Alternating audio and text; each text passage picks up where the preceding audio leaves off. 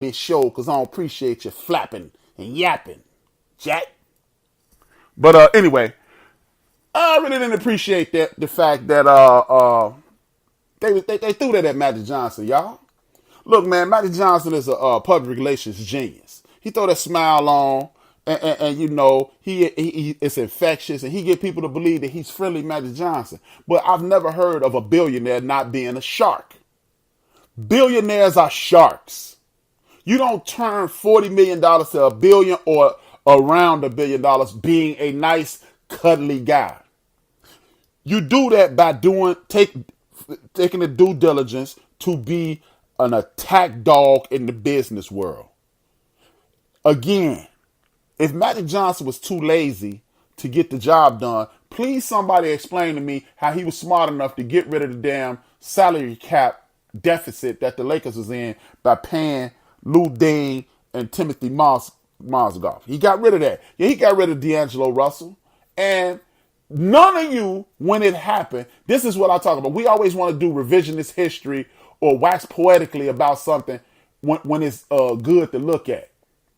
But when they got rid of D'Angelo, what none of y'all saying, oh man, what the hell he do that for? Everybody was like, yeah, man, he had to get him up out of there. So since he got him up out of there, shout out to Magic Damn Johnson.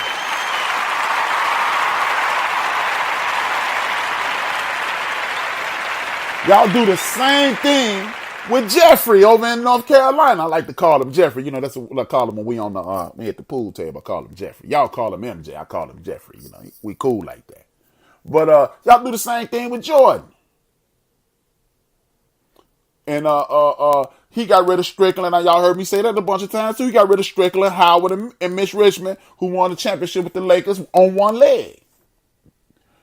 But then Magic Johnson, he didn't sign Julius Randle, left-hand monster down there in New Orleans. But look, guess what? If Julius Randle was, he averaging 20 and 10 down there in New Orleans, and they still in the lottery. What good is that? If you in the damn lottery and he's doing 20 and 10, those empty buckets, homie. Those are empty damn buckets. So again, where's the problem? But again, he set it open so he could sign a big-time player and a max player this year. But if the media wasn't drowning him in criticism and things like that, making y'all trying to make clutch, I almost said clutch conversation. Shout out to Kev, man. He got me. I mean, Kev must be saying my show good.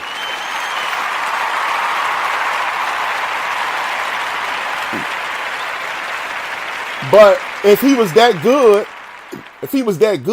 why the hell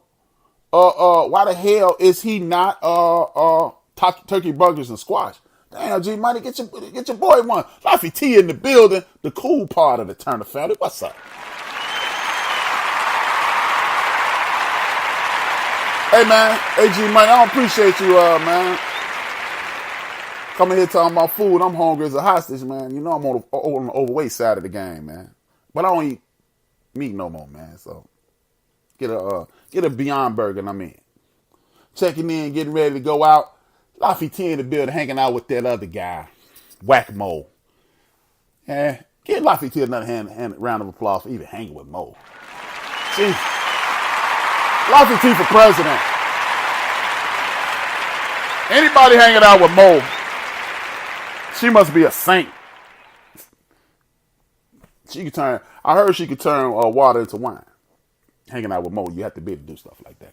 Let me get back to the chat. Chop it up with the homie Jungle. Magic trade D'Angelo Russell with Kyle Kuzma. Kuzma could have been rookie of the year last year. Last time I checked. Exactly, Jungle. You are 1,000% correct. We have finally agreed. Mitch Kupchak gave Timothy Mozgov exactly that big dumbass contract. Nobody protested that. Shout out to Jungle, man. Fanny Stein trying to agree with me. And I know you. I can feel the profanity on your side, Jungle. So Warren is out of the building. I really appreciate that, man. Because Warren is not allowed on the End of the Bench podcast. I'm just letting you know. Do not invite him back. I only need to talk to Jungle or Big Apple Bastard. Otherwise, you're not allowed on the show. D'Angelo Russell was traded good for both teams. Exactly. Freed up cap space. And then another thing about Magic Johnson.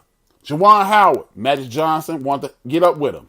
Lou Williams, what's his name? Ty Lue and Monty Williams. Those are three Magic Johnson picks. If Magic Johnson didn't know what the hell he was doing, why in the hell are y'all using his playbook? But nobody talked about that either. So this is why I get annoyed when people talk about Magic Johnson. Man, there's a real basketball being played. No, I'm not talking Laker talk. I'm defending Magic Johnson. I'm defending Magic Johnson. So this is why you have to look at this situation and wonder what the hell is really going on. Again, Magic Johnson is a PR person. He left it so nobody could, he left it in a peaceful situation. So you got to give big ups to Magic Johnson. And last but not least is this. If you can turn $35-40 million into $800 million to $1 billion, that means you know how to do what every other businessman in the world has done. If you go into the realm of movie theaters, he probably talked to somebody in the movie theater business to find out how to run them. If he went into the realm of Starbucks, he probably had to talk to somebody who owns some Starbucks and so forth and so on. And every other business endeavor that he's ever had, he probably talked to an expert because that's what people who are astute at business do. So for people to believe that Magic Johnson went into something blindly, I think you're doing him a disservice, and it's an insult to this man and his legacy. Reason being, 3 of his closest friends on earth are 1, Isaiah Thomas, 1, Larry Bird, and 1, Pat Riley. Not to mention, he's good friends with Michael Jeffrey Jordan as well. So, Isaiah Thomas successfully drafted, was in the draft room with Damon Stoudemire, Marcus Camby, Tracy McGrady, and if I'm not mistaken, Vince Carter. He successfully drafted Trevor Ariza, David Lee with the Knicks, traded for Zach Randolph, traded for Stephon Marbury. And I'm not going to keep going, but we see he knows what talent looks like, and he's also been at the top of 2 different organizations. Whether you like him, dislike him, or whatever. He's been at the top, and now he's running the WNBA Liberty to the point where they were in the WNBA playoffs, went deep into the playoffs. So that means he actually knows what the hell he's doing. Pat Riley is arguably one of the greatest front office men in the history of the league. This is one of his closest friends. So you want me to believe that Earvin Magic Johnson entered a situation to whereas he's going to run a team and you don't call your 3 closest friends and ask them. Oh, and Larry Bird run the Pacers. So he entered this situation and didn't talk to any of his closest friends. That would be pure tomfoolery on his behalf. So please don't fall for the banana in the tailpipe, believing that Magic Johnson just walked into a room and said, "Hey man, I'm just gonna do this. Duh, I'm Magic Johnson because I can smile good." And get the hell out of here, man. It's an insult to Magic, and if you believe it, that's who you are. You straight Keisha Cole mother.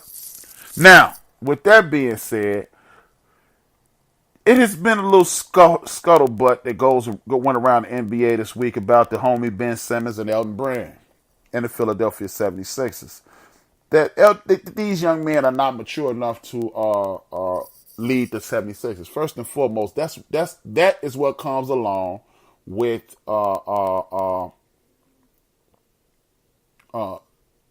that's what comes along with drafting people who are 18, 19, 20 years old. Immature behavior. Newsflash: 20-year-old people damn near have a PhD in doing dumb stuff. Just all you have to do is close your eyes and just say, "When I was 20," and you hurry up and open your eyes because you don't want to see the dumb stuff that you were doing. $1 million is not going to make you any smarter, any more astute. Yes, you can quote to me a bunch of other young people who did make mistakes, but I can show you an earth of young people who did. So please don't tell me about the few people that did. So please miss me with that nonsense. It's even gone to the point where they talking about you may trade Ben Simmons. Do not be shocked if you mess around and see Ben Simmons out there on the left coast at Mo Cheese with a Ben Simmons jersey. Don't be shocked. That's just a little prediction. But if Elton Brand and the Philadelphia 76ers are not happy with Ben Simmons, what are you happy with now? Now, Nobody wanted to draft KD in the lottery before Isaiah Thomas said he was still on the board and the Raptors were taking him, and that set the market for KG. That I can't confirm. Jungle, please. You say some BS too often. I don't know about that, but I do know that I have heard on draft day that Isaiah Thomas point out some people who were uber talented. He said they were uber talented and they turned out to be uber talented. Can he construct a team? Probably not. Does he have an eye for talent? Yes, he does. So either way, I just refuse to believe one Irvin Magic Johnson is that stupid. So I'm not going to believe it. You can choose to believe it if you like. I'm not going to fall for the banana in that tailpipe. Holla at your boy. Now, with this being said, yeah, like I said, Elton Brand, if you fall for that nonsense or if you go for it, I can't really speak on the Elton Brand. You've never come off as a sucker or a clown. If Ben Simmons never not acting mature, how about this, Mr. Brand? Why don't you stop drafting 18? Why don't you and the rest of the guys in the NBA stop drafting 19-year-old boys, expecting them to behave like grown men, and then you won't have this problem? How about that, Mr. Brand?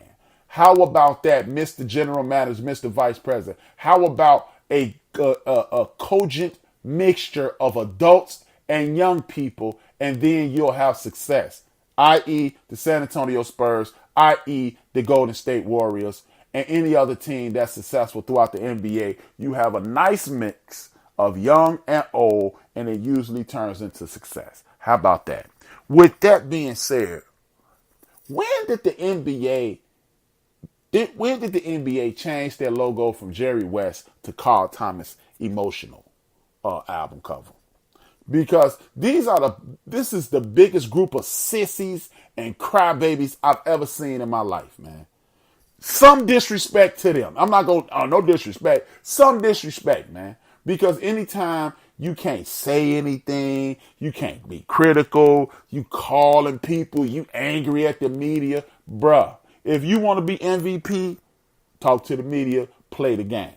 If you want to be considered the greatest player of your time, you need to stop acting an ass with the media. They control that fate. And that's going to lead me to another point after I make this point. But all this getting mad, oh, no comment, I'm not talking to you. I'm mad. You said something to me at lunch period, and you were flirting with my girlfriend, and you tried to take her to prom. Get the hell out of here, man. Y'all a bunch of millionaire sissies, man.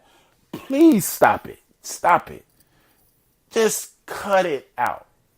And with that being said, you don't have to play the media game.